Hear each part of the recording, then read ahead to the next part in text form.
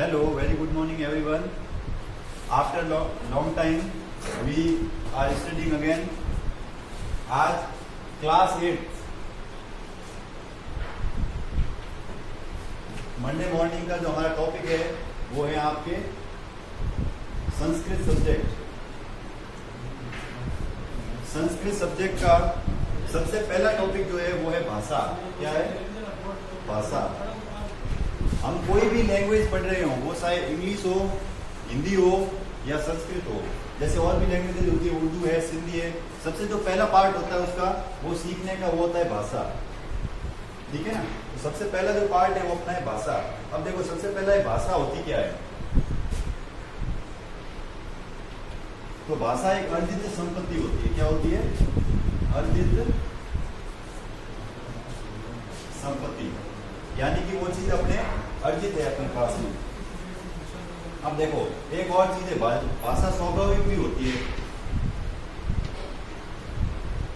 सबसे पहले मैंने लिखा अर्जित संपत्ति। अर्जित संपत्ति का मतलब होता है जैसे अपने परिवार से, आपको जैसे मम्मी पापा से अपने कोई भी बच्चे का जन्म होता है तो जो अपने परिवार से जो भाषा सीखता है वो कहलाती है भाषा। ठीक है ना? जो भी बोली वो बोलते हैं परिवार वाले, मातृभाषा सबकी अलग अलग होती है। वो अर्जित संपत्ति एक होती है स्वाभाविक, यानी ऑटोमेटिक आप उनके साथ रह के बोलना सीख जाते हैं। भाषा का दूसरा गुण है, ये क्या है? इसके फीचर्स, इसको आप बोलते हैं गुण। ठीक है ना? इसको अपन इंग्लिश में बोलते हैं फीचर्स। तो भाषा का जो पहला गुण है वो अर्जित संपत्ति है, दूसरा होता है स्वाभाविक, यानी भाषा ऑटोमेटिक। अब देखो दूसरी चीज है भाषा कैसे सीखेंगे। तो पहला पॉइंट है भाषा व्याकरण से कभी नहीं सीखे। हम लोग कभी भी भाषा व्याकरण से नहीं सीखे। आपने सुना होगा ग्रामर पढ़ते हैं, ये पढ़ते हैं, तो अपन जैसे अभी संस्कृत व्याकरण पढ़ने हैं, लेकिन भाषा हम व्याकरण से कभी नहीं सीखे। भाषा हम व्याकरण से कभी नहीं सीखे। अब देखो ये टॉपिक सिर्फ 6 क्लास, देखो 6th है, 7th है, 8th है, सबके लिए कॉमन टॉपिक है 6, 7, 8 के लिए। फिर देखो भाषा अनुकरण, भाषा अगर व्याकरण से नहीं सीखेंगे तो भाषा किससे सीखेंगे? अनुकरण से। किससे सीखेंगे? अनुकरण से। तो भाषा हमेशा व्याकरण से नहीं सीखकर अनुकरण से सीखी जाती है। ठीक है ना? तो व्याकरण हम लोग क्यों पढ़ते हैं वो भी अभी देखेंगे व्याकरण। उससे पहले पढ़ेंगे भाषा। भाषा हम कैसे सीख सकते हैं? अनुकरण।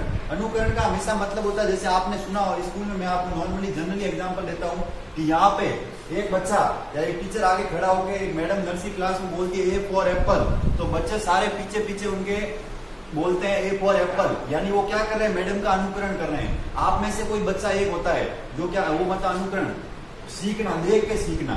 ठीक है ना? जैसे आपने घर में अपने मम्मी पापा क्या कर रहे हैं, खाना कैसे बनाते हैं, चलते कैसे, उठते बैठते कैसे, आप उनको देख के ऑटोमेटिक सीखते हो। वो सब चीजें क्या कहलाती है? अनुकरण। किसी के पीछे पीछे चलना और देखकर सीखना क्या हो जाएगा? अनुकरण। ठीक है ना? उसके बाद पहला टॉपिक आता है इसमें कि भाषा शब्द है जो किससे बना है। तो देखो भाषा शब्द जो है वो किससे बना है? भाष धातु से। ये होता है भाष धातु से निष्पन्न है, यानी भाष धातु से उद्भवित हुआ है। तो जो अपना पहला टॉपिक है, जैसे अपना टॉपिक है भाषा, ठीक है ना? उसका जो पहला इंपॉर्टेंट है वो है भाषा शब्द में। भाषा शब्द में कौन सी धातु है? तो भाष धातु है। भाषा शब्द किससे बना है? भाष धातु से, जिसका अर्थ होता है, जिसे अब देखो भाषा, इसका अर्थ क्या? जिसका अर्थ है, जिसका अर्थ है जिसे बोला जाए, जिसे बोला जाए उसे क्या कहते हैं? भाषा कहते हैं। जनरली डेफिनेशन है, जिसे बोला जाए उसे भाषा कहते हैं। एक बार वापस देखना, देखो भाषा है तो भाष धातु से निष्पन्न, यानी भाष धातु से बना हुआ शब्द है, और जिसका अर्थ क्या होता है? जिसे बोला जाए। भाषा मतलब जिसे बोला जाए, वो अपन क्या कहते हैं? उसको भाषा कहते हैं। अब देखो यह एक सशक्त भाषा कैसा माध्यम होती है? भाषा एक, भाषा की जब यह एक, क्योंकि सर्वनाम का प्रयोग करने में संज्ञा का बार बार संज्ञा के स्थान पर जो जिस शब्द का प्रयोग होता है वो सर्वनाम होता है। भाषा एक संज्ञा होगी इसके नाम पर। तो यह एक सशक्त माध्यम होता है। भाषा कैसा माध्यम है? सशक्त माध्यम होता है। फिर देखो भाषा सार्थक वाक्यों के समूह की स्थिति का नाम है। एक और इसका नाम, इसका गुण है कि भाषा, या इसकी डेफिनेशन बोल सकते हैं, इसकी महत्वपूर्ण बिंदु या महत्व पूर्ण बात जो है वो यह एक सशक्त माध्यम है। भाषा सार्थक वाक्यों के समूह की स्थिति है। भाषा सार्थक वाक्यों के समूह की स्थिति है। यानी पहला पॉइंट था यह एक सशक्त माध्यम है जिसे बोला जाए वो भाषा है। दूसरा यह एक सशक्त माध्यम है। तीसरा भाषा सार्थक शब्दों के समूह की स्थिति है। ठीक है ना। फिर देखो भाषा मनुष्य की एक स्वाभाविक प्रक्रिया है। एक लिख सकता हूं, भाषा मनुष्य की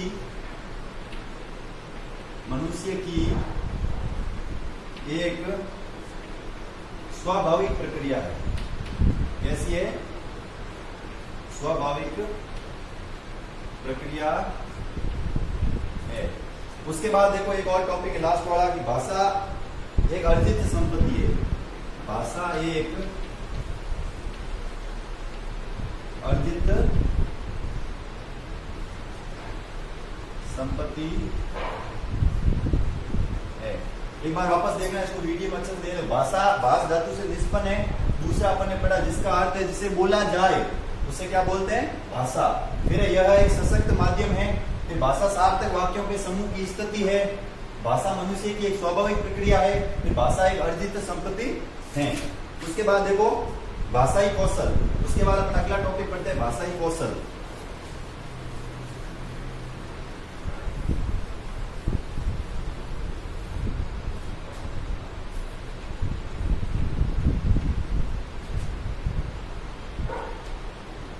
अगला टॉपिक है अपना भाषाई कौशल कितने प्रकार के होते हैं। देखो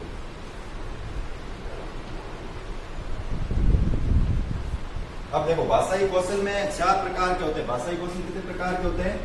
4 टाइप्स, यानी 4 प्रकार के होते हैं भाषाई कौशल। अब 4 कौन कौन से? देखो सबसे पहला कौशल होता है श्रवण कौशल, मतलब सुनने की योग्यता। ठीक है ना। दूसरा कौशल होता है आपके वाचन या भाषण कौशल, यानी बोलने की योग्यता, अभिव्यक्ति की योग्यता।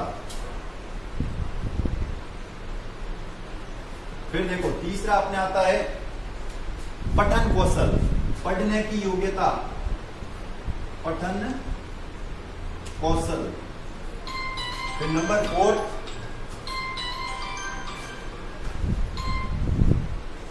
फिर देखो नंबर 4 है लेखन कौशल, लेखन कौशल यानी लिखने की योग्यता। अब देखो भाषाई कौशल 4 प्रकार के होते हैं। सबसे पहले भाषा सीखने का कौशल है वो श्रवण कौशल। सबसे पहले कोई भी विद्यार्थी, हम लोग या कोई भी बच्चा, हम सबसे पहले कोई भी छोटा सा बच्चा सुनने की सबसे पहले सुनता है, उसके बाद वो बोलने का प्रयास करता है उसको सुनकर, उसके बाद वो पढ़ने का प्रयास करेगा, लास्ट में वो लिखने का प्रयास करेगा। कभी भी लिखना सीधा नहीं होगा। तो आपको जब भी पूछे भाषाई कौशल का क्रम क्या होता है, भाषा हम कैसे सीखते हैं, बच्चा बड़ा होकर कैसे बोलना सीखता है, लिखना सीखता है, तो सबसे पहले वो चीजें सुनेगा, अनुकरण करेगा, श्रवण करेगा, उसके बाद वाचन करेगा, उसके बाद पठन करेगा और आखिरी में वो लिखना सीखेगा। तो लिखना सीखने से पहले तीनों स्टेज पार करना बहुत जरूरी होता है। ये भाषा सीखने का एक क्रम है। फिर देखो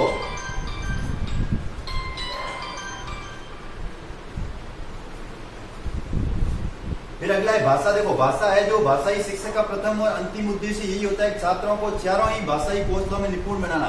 यानी भले वो इंग्लिश पढ़ाने वाले गुरुजी हो, भले वो आपके फोन आ रहा है, इंग्लिश पढ़ाने वाले हो, संस्कृत पढ़ाने वाले हो, या जैसे अपन सब्जेक्ट पढ़ रहे हैं हिंदी, तीनों में से कोई भी भाषा हो, तो सबसे पहले जो भी भाषा पढ़ाए उस शिक्षक का उद्देश्य होगा आपको चारों ही भाषाई कौशलों में निपुण बनाना। सबसे पहले आपको श्रवण यानी सुनने की सबसे पहली जो चीज होगी वो सुनना, उसके बाद होगा बोलना, फिर पठन करवाना और लास्ट में होगा लेखन कौशल। उसके बाद देखो भाषा के विकास की लंबी परंपरा रही है कि प्रारंभ में भाषा का स्वरूप संकेतात्मक था। संकेतात्मक का मतलब होता है संकेतों से। आपने सुना होगा या देखा भी होगा गाँव में आज भी बूढ़े वाले जो होते थे ना वो संकेत, यानी कोई झींगा वगैरह होता है, आप देखो संकेत से बात करते हैं, तो जिसको आप बोलते हो हाव भाव वाली भाषा, मतलब बिना बोले समझाना हाथों के इशारों से। फिर धीरे धीरे भाषा क्या लिपि का आविष्कार हो। पहले इतना पता नहीं था, आदि मानव थे वो क्या करते थे संकेत से एक दूसरे के सामने बोलते थे। फिर धीरे धीरे लिपि का आविष्कार हुआ, फिर उसका वाचिक यानी मौखिक रूप में बदल गया, लिपि बनी। जैसे आपने देखा होगा हिंदी भाषा की अपनी कौन सी लिपि है, देवनागरी लिपि, ठीक है ना। तो उस प्रकार लिपियों का आविष्कार हुआ, लिपियां बनी। उसके बाद लिपि के बाद अगली जो चीज बनी वो है भाषा का जो स्वरूप था वो मौखिक या वाचिक में बदल गया, और जब ये लिपि लिखित रूप में आई तो ये भाषा साहित्य के रूप में सम्मिलित हो गई। मतलब सबसे पहले थी हाव भाव में, फिर धीरे धीरे लिपि बन गई, फिर धीरे धीरे वाचिक यानी मौखिक रूप में बदल गई, और लास्ट में भाषा किसमें आ गई, लिखित रूप में। और इसी प्रकार ये इसको उसके बाद जो साहित्य बन गया, जैसे अपन बोलते हैं हिंदी साहित्य, संस्कृत साहित्य, इंग्लिश साहित्य, जो भी इंग्लिश लिटरेचर आपको बोलते हो, वर्तमान में भाषा यांत्रिक स्वरूप में प्रचलित हो गई। यानी यांत्रिक कैसे, कंप्यूटर में आपने देखा होगा कंप्यूटर की एक अपनी भाषा होती है, ठीक है ना। उसके बाद जैसे एक अंतरजाल जिसको इंग्लिश में आप बोलते हो इंटरनेट, एक होता है कंप्यूटर जिसको संगणक बोलते हो, और एक हो गया अंतरजाल। अब जैसे इंटरनेट और कंप्यूटर यानी अंतरजाल और संगणक की भी एक अपनी पर्सनल भाषा होती है जिसको अपन बोलते हैं यांत्रिक भाषा। जो अभी लेटेस्ट यानी अभी जो हम लोग पढ़ रहे हैं, आप सुन रहे हो, ऑनलाइन जितना भी सब कुछ हो रहा है वो सारा इंटरनेट के द्वारा हो रहा है। यानी अभी जो अपन पढ़ भी रहे हैं ऑनलाइन, वो सारा क्या यांत्रिक स्वरूप है, भाषा का एक नया जो प्रेजेंट में चल रहा है। उसके बाद वर्णों का समूह। अब देखो उसके बाद भाषा के बाद आता है शब्द। क्या आता है, शब्द। अब आप पूछे शब्द किसे कहते हैं, तो सबसे पहले मैं 4 बताता हूँ। वर्ण सबसे पहले वर्ण भाषा की सबसे छोटी इकाई जो होती है वो क्या कहलाती है, वर्ण। उसके बाद आता है शब्द, यानी वर्णों का सार्थक समूह हमेशा शब्द कहलाता है। और फिर वाक्य, शब्दों के सार्थक समूह को वाक्य कहते हैं। अब देखो वाक्यों का समूह भाषा के रूप में उच्चरित होता है, यानी वाक्य मिलकर ही क्या बनाता है, भाषा। अतः भाषा अधिगम का प्रथम सोपान या सीढ़ी है। अधिगम का मतलब होता है सीखना, लर्निंग। तो जो भाषा होता है वो लर्निंग का यानी अधिगम का प्रथम सोपान होता है। भाषा बनी कैसे, देखो सबसे पहले वर्ण सबसे छोटी इकाई वर्ण भाषा की। उसके बाद वर्णों का सार्थक समूह यानी वर्णों से मिलकर बनी आपके शब्द, और शब्दों से मिलकर वाक्य, और वाक्यों के द्वारा किसका निर्माण हो गया, भाषा का। और भाषा जो है सीखने की सबसे पहली इकाई यानी लर्निंग की जो फर्स्ट स्टेप है लर्निंग का, वो क्या होती है, भाषा।